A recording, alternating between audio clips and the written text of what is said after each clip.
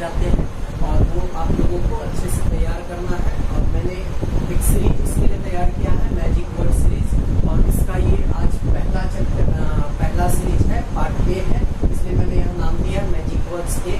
आप लोग इसे नोट करते जाएंगे, साथ साथ रिविजन भी करते जाएंगे, अपने पास नोटबुक में कलेक्ट करते जाएंगे।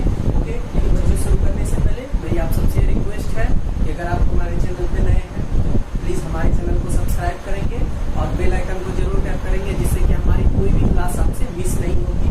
ओके, और जाते जाते इस वीडियो को लाइक जरूर करेंगे और अपने फ्रेंड्स ग्रुप में इसे जरूर शेयर कीजिएगा, जिससे कि आपके किसी फ्रेंड्स को अगर जरूरत होगी तो वो भी आकर के ये क्लास को देख पाएंगे और अच्छे से सीख पाएंगे। ओके, तो चलिए शुरू करते हैं। तो सबसे पहले आपने लिखा है लॉजी, तो लॉजी पे लॉजी मतलब हमने बताया था स्टडी होता है, ठीक है। तो उसी तरह से जैसे कि हमने पहला वर्ड लिखा है क्रोनोलॉजी, क्रोनो मतलब ये टाइम को रिलेट करेगा, ये टाइम, इसका मतलब ये भी एक रूप है, इसका मतलब टाइम होता है, ठीक है, ये टाइम को डिनोट करता है। तो यहाँ समझेंगे, हमने लिखा है इसे क्रोनोलॉजी मतलब the study of time with historical records, ठीक है। यानी कि इस चीज में इस वर्ड्स के अनुसार इसका मतलब है जो हमने वो लिखा है। तो इसका मतलब क्या है? The study of time with historical records, यानी कि समय का अध्ययन करना एक ऐतिहासिक रिकॉर्ड्स के साथ। यानी कि जो हम लोग समय का अध्ययन करते हैं, जो लोग समय का अध्ययन करते हैं, तो उसे हम लोग बोल सकते हैं वो क्रोनोलॉजी है, या हम लोग उसे बोल सकते हैं वो क्रोनोलॉजर है, ठीक है। हमने बताया था कि क्वालिटी को डिफाइन करने के लिए ER वर्ड, EST वर्ड, ये सारा हम लोग यूज करते हैं। लास्ट क्लास में हमने जो बताया था उसी के अनुसार, तो जो पर्सन होते हैं वो क्रोनोलॉजर है, ठीक है, और जो स्टडी कर रहे हैं जिस चीज का, वो क्रोनोलॉजी है, ठीक है। उसी तरह आगे बढ़ते हैं। नेक्स्ट वर्ड है एस्ट्रोलॉजी, आपने इसे कई बार सुना होगा इस वर्ड को, ठीक है। और जितने भी वर्ड्स मैं लिखा रहा हूँ ये काफी नहीं है और कम भी नहीं है, ठीक है, काफी नहीं है और कम भी नहीं है, आपको एक सिरे से करते जाना है और जितना हो सकेगा मैं उतना आप लोगों को कराऊंगा वर्ड्स, ठीक है। तो एस्ट्रोलॉजी मतलब जो स्टडी करते हैं movement of positions of star और प्लैनेट, यानी कि जो एस्ट्रोलॉजर होते हैं, ज्योतिष सब जो होते हैं, ज्योतिष, या फिर आप किसी के पास जाते हैं अपने हस्तरेखा दिखाने के लिए, ठीक है, तो वो सब जो होते हैं वो एस्ट्रोलॉजर होते हैं। वो क्या देख करके बताते हैं? तो आपके ग्रह और नक्षत्र को देख करके आपका भविष्य बताते हैं। तो वैसे पर्सन को हम लोग क्या बोलते हैं? यहाँ साइड में वो भी लिख लेंगे,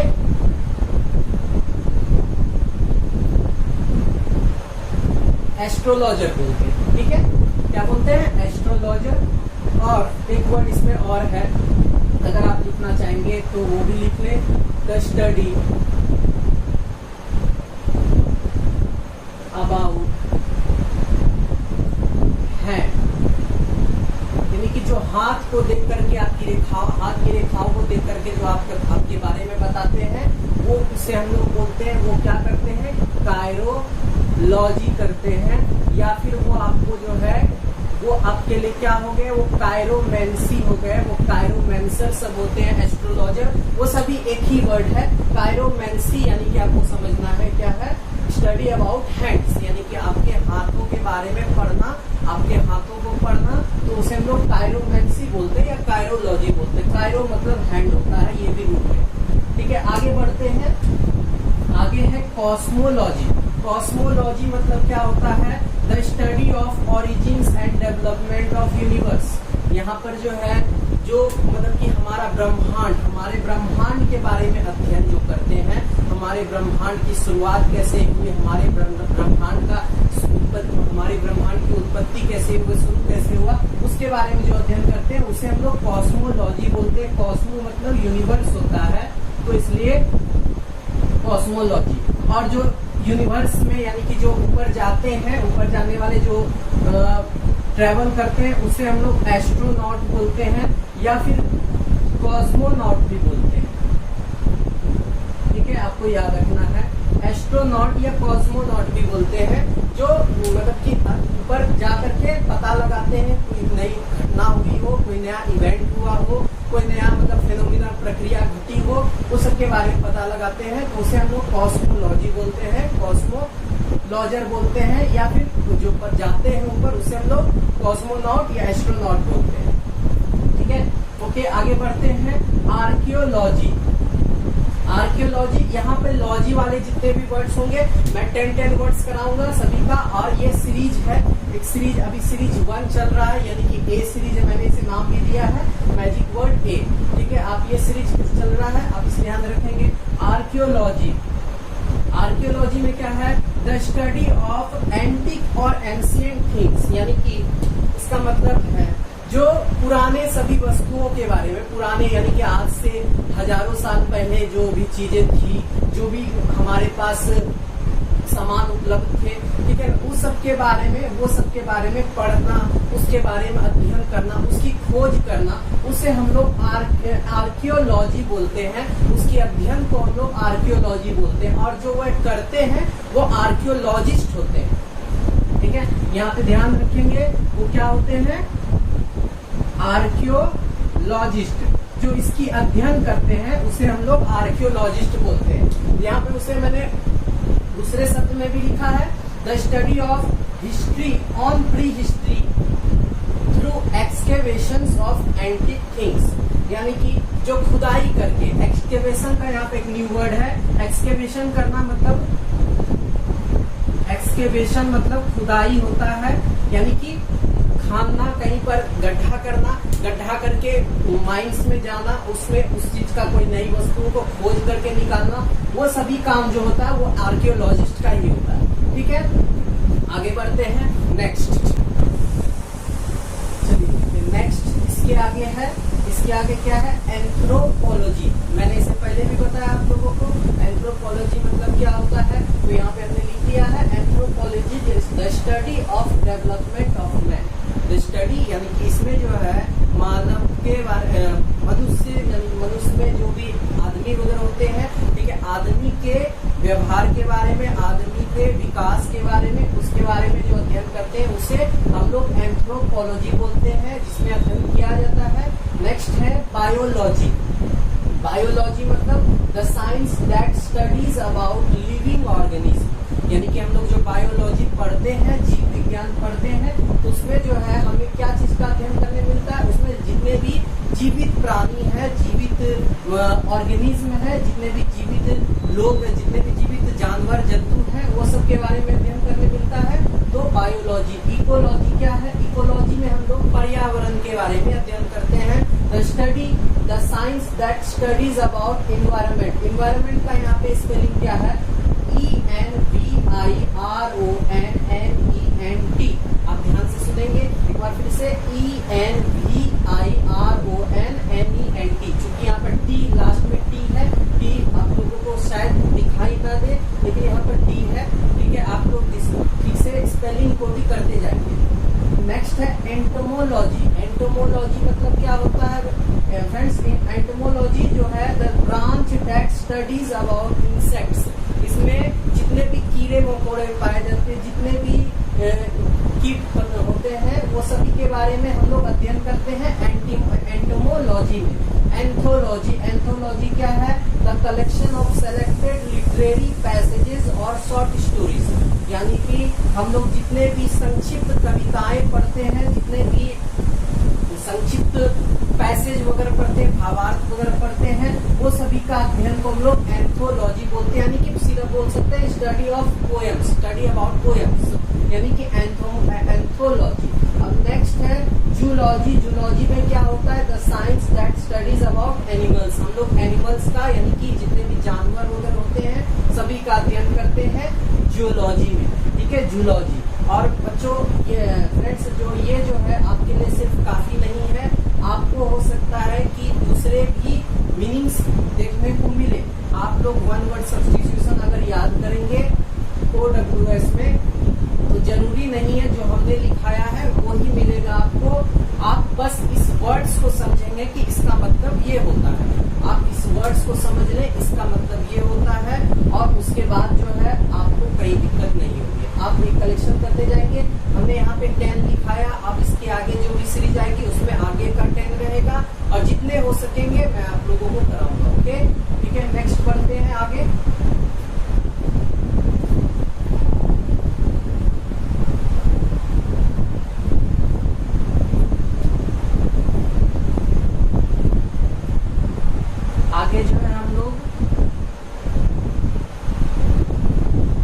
ग्राफी पे आगे का 10 वर्ड देखेंगे, कुछ वर्ड्स ग्राफी पे भी देखेंगे। ग्राफी मतलब हमने बताया था आप लोगों को राइटिंग होता है, इसलिए उस पे हम लोग कुछ वर्ड्स देखेंगे। ये ग्राफी पे है, ग्राफी पे वर्ड, ग्राफी में माने हमने बताया, ग्राफी माने क्या होता है, राइटिंग यानी कि लिखावट, लिखते जो है तो लिखते हैं, साथ साथ उसके साथ हम लोग पढ़ते भी हैं। तो ये जो ग्राफी और लॉजी दोनों वर्ड, दोनों लॉजी और ग्राफी वाले वर्ड्स जो भी हैं वो अध्ययन से ही संबंधित है। हम लोग जो भी अध्ययन करेंगे उसके बारे में, तो हम लोग वहाँ पे लॉजी और ग्राफी लास्ट में वर्ड आएगा सफिक्स के रूप में। ओके, तो हम लोग यहाँ पहला वर्ड देखते हैं जियोग्राफी। तो जियोग्राफी में क्या होता है, the science of the physical features of the earth and their relations to human. आप ध्यान से सुनेंगे ताकि आपको कहीं समझने में परेशानी ना हो कि हमने क्या लिखा है। अगर ऐसा लगता है आप लोगों को अगर हमने जो लिखा है वो आप नहीं समझ रहे हैं तो आप हमसे कमेंट करें, हमें कमेंट करें और हमसे कमेंट में आप पूछ सकते हैं कि आपको क्या नहीं समझ में आया। ओके, तो मैं एक बार फिर से पढ़ रहा हूँ, the science of the physical features of the earth and their relations to humans. यहाँ पे हमने लिखा है ज्योग्राफी, हम लोग चैप्टर भी पढ़ते हैं, हमारे क्लास में ज्योग्राफी था, हम लोग पढ़ चुके हैं ज्योग्राफी। भूगोल जिसको बोलते हैं हिंदी में, तो भूगोल के बारे में हमने पढ़ चुका है। भूगोल में हमने काफी सारी चीजों को पढ़ा, काफी सारी चीजों को जाना।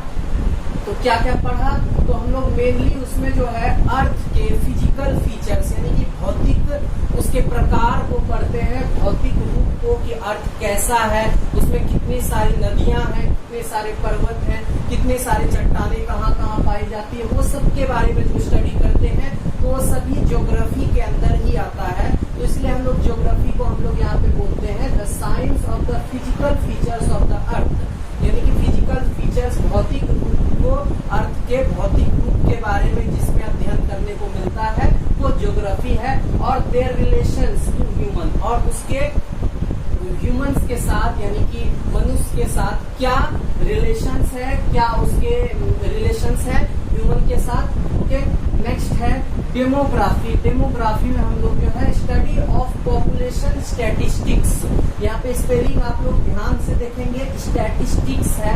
स्टैटिस्टिक्स मतलब हमने पढ़ा है यानी कि गिनती वगैरह जो करते हैं, सांख्यिकी जिसे बोलते हैं हिंदी में, सांख्यिकी यानी कि हिंदी जो है इसका सांख्यिकी है।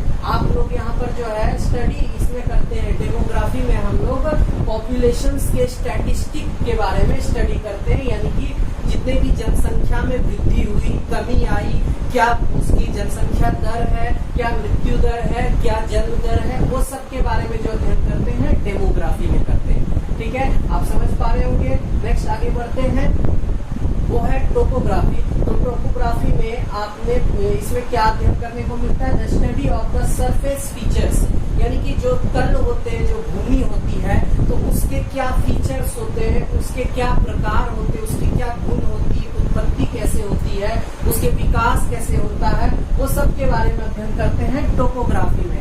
ठीक है, नेक्स्ट है कार्टोग्राफी। कार्टोग्राफी में हम कार्टोग्राफी में किस प्रकार से हम नक्शा तैयार कर सकते हैं, किस प्रकार से हम लोग मैप बना सकते हैं, मैप तैयार कर सकते हैं, मैप कैसे बनता है, वो सब के बारे में स्टडी हम लोग कार्टोग्राफी में करते हैं।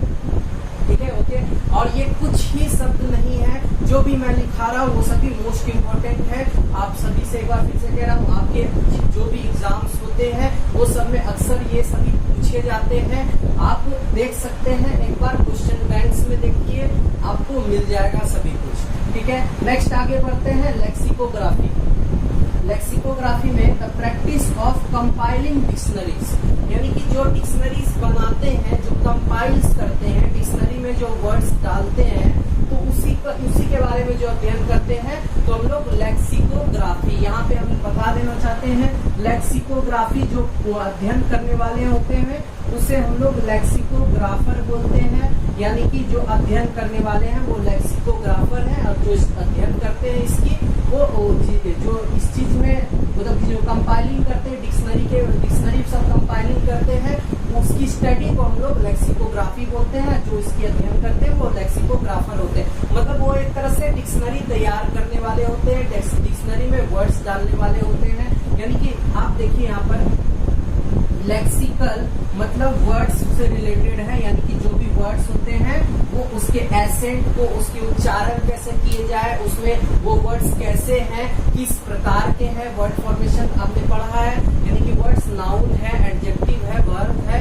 सफिक्स, ये सभी डिसाइड करते हैं और उसके बाद वर्ड्स को डालते हैं। लेक्सिकोग्राफर होते हैं और जो उसके अध्ययन करते हैं वो लेक्सिकोग्राफी के अध्ययन करते हैं। ठीक है, नेक्स्ट है सिस्मोग्राफी। सिस्मोग्राफी मतलब क्या होता है? द स्टडी अबाउट अर्थक्वेक, यानी कि जो भूकंप वगैरह आते हैं तो वो उसकी तीव्रता क्या होती है, वो मतलब कि कहाँ आते हैं, कैसे आते हैं, तो वो सभी के बारे में अध्ययन जो करते हैं हम लोग को अध्ययन करने मिलता है सिस्मोग्राफी में। ठीक है, और जो इस चीज का पता लगाते हैं वो सिस्मोग्राफर होते हैं। ठीक है, और पता तो सबको चलता है लेकिन एक विशेष प्रकार से इसकी अध्ययन की जाती है, उसे ही हम लोग सिस्मोग्राफी बोलते हैं। ठीक है, नेक्स्ट आगे बढ़ते हैं। नेक्स्ट है सिनेमाटोग्राफी। सिनेमाटोग्राफी क्या होता है?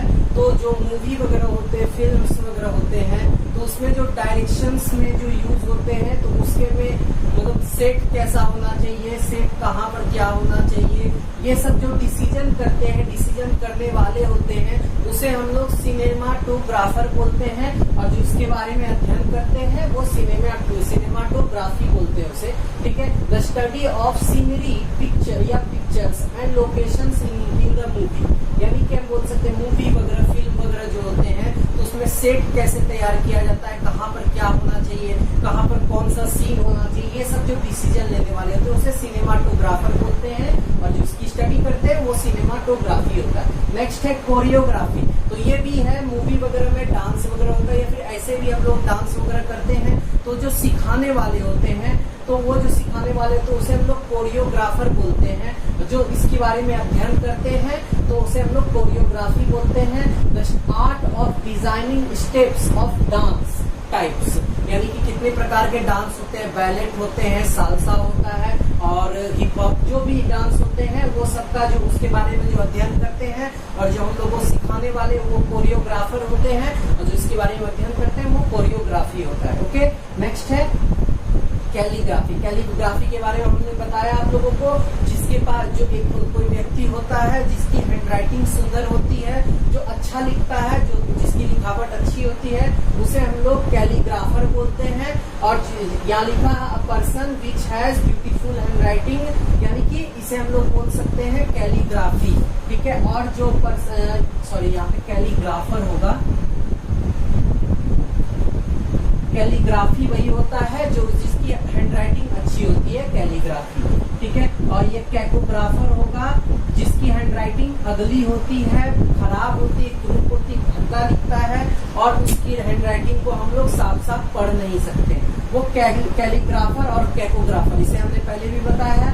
नेक्स्ट बायोग्राफी, इसके बारे में भी बताया है, जो मतलब कि किसी दूसरे की जीवनी को लिखते हैं उसे हम लोग बायोग्राफी बोलते हैं और जो अपनी जीवनी खुद लिखते हैं उसको हम लोग उसके लिए ऑटो बायोग्राफी, ये अपनी जीवनी खुद लिखते हैं, यानी कि an accounts of a person life written by oneself, written by oneself या फिर सेल्फ अपने से खुद से लिखते हैं तो वो ऑटोबायोग्राफी होता है। ओके, ठीक है, आगे बढ़ते हैं।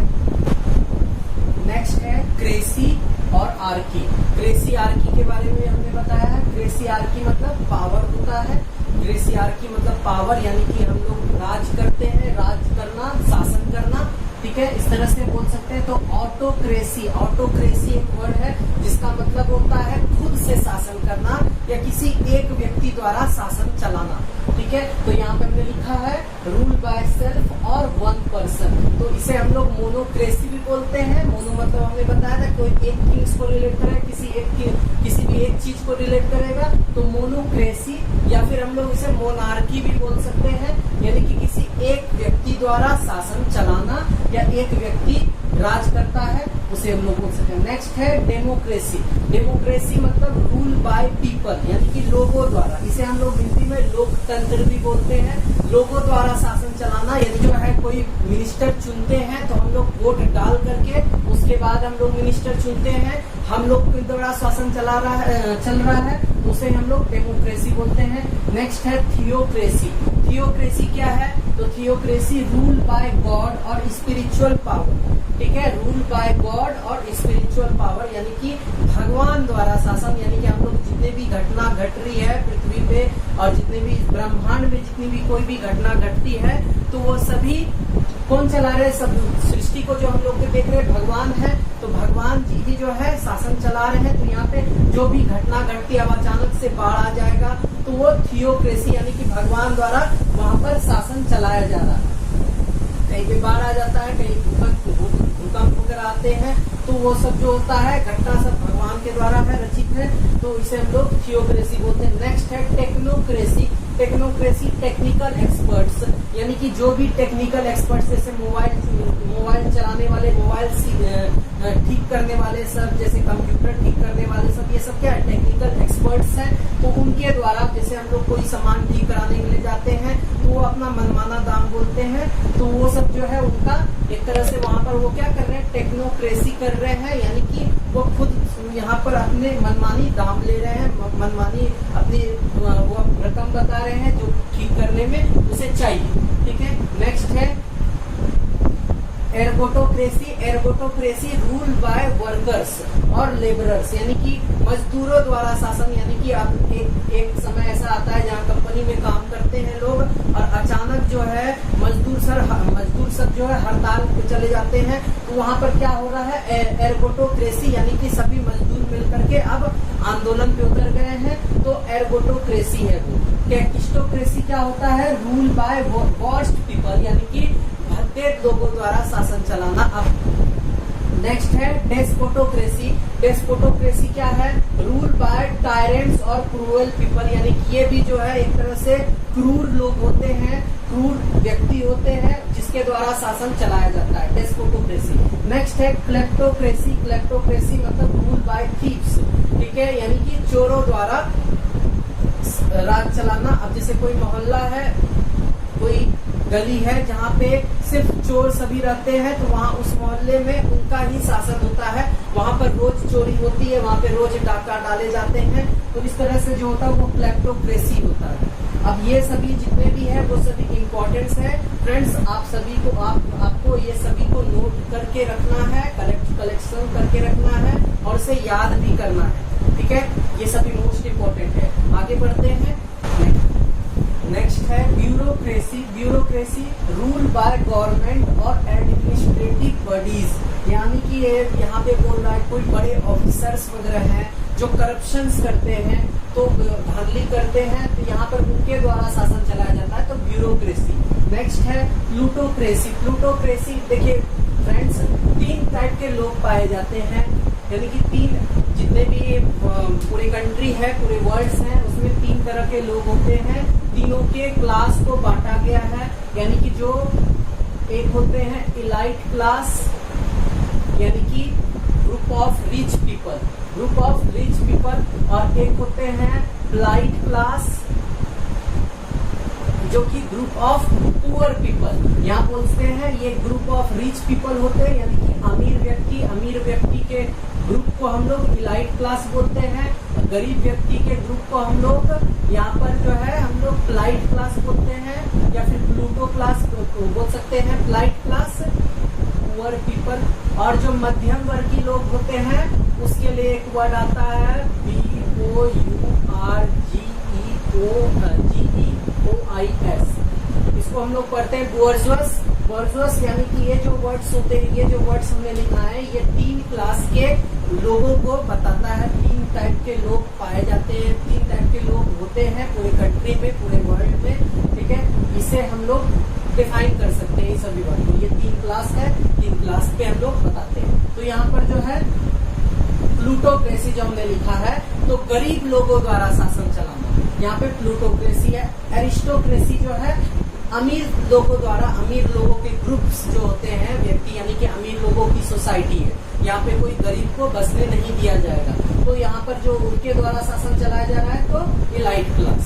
और नेक्स्ट है, लास्ट है बच्चों, लास्ट है friends, meritocracy rule by meritorious peoples, यानी कि मेरिटोरियस यानी प्रतिभाशाली लोग, प्रतिभावान लोग जो भी होते हैं उनके द्वारा शासन चलाना, तो मेरिटोक्रेसी। तो ये जितने भी आज हमने लिखाए, जितने भी हमने आज लिखाया है क्रेसी पर, लॉजी पर, ग्राफी पर, ये 3 रूट्स पे हमने वर्ड्स लिखाए, 30 10 वर्ड्स लिखाए, जो भी जितने भी लिखाए आपको सभी को लिख लेना है, याद करना है और अच्छे से कलेक्शन करना है। अगर इसमें कहीं भी कोई प्रॉब्लम होती है, अगर आप लोगों को लग रहा है कि अभी भी आप समझ नहीं पा रहे हैं, तो आप हमें कमेंट करेंगे, कमेंट में हमसे पूछ सकते हैं। और ये सीरीज शुरू हो गया है वर्ड का, वर्ड ये सीरीज 1 था। अब आगे आने वाली जो भी सीरीज होगी उसमें इसी तरह से मैं इसके आगे की चीजों को लिखाऊंगा, इसके आगे की वर्ड्स को लिखाऊंगा, और जितना मुझसे हो पाएगा मैं उतना वर्ड्स आपको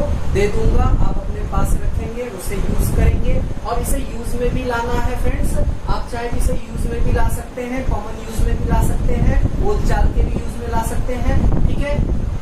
तो आशा करता हूँ कि हमारी ये क्लास आपके लिए सेटिस्फाइंग रही होगी। अगर हमारी ये क्लास आपको पसंद आती है तो जाते जाते इस वीडियो को लाइक जरूर करेंगे और फ्रेंड्स ग्रुप में से शेयर करेंगे। घर में रहिए, पढ़ते रहिए। Okay, thanks for watching, thank you so much.